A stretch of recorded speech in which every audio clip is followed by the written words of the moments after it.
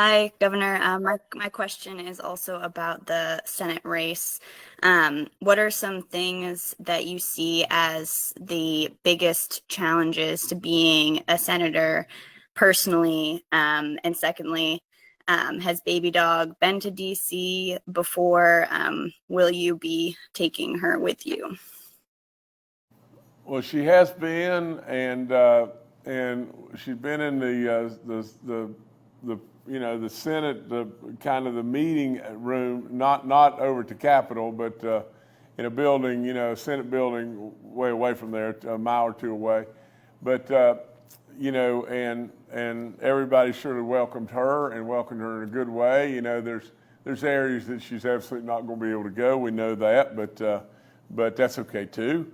We're going to do the respectful and the right things. I mean, that's all there is to it on that. But from the standpoint of me, I really think just this, and this is all there is to it.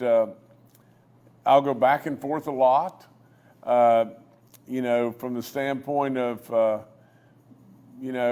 my love for West Virginia. I hope I'll be here an awful lot, and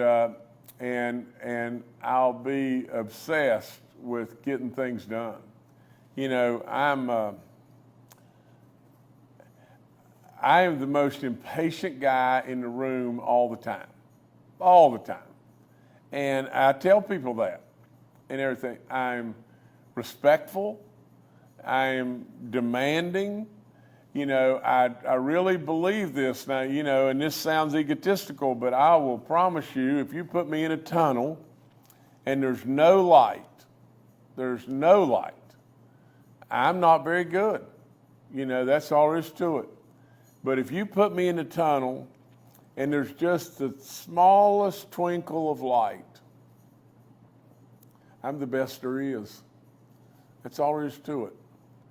And if you lay out on this table right here all the different ways that something could possibly be done and all the different problems and everything else, I'm pretty dadgum good about putting the pieces of the parts together and saying this is the way we ought to go.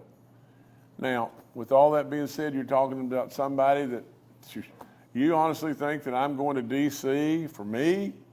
I mean, give me a blooming break.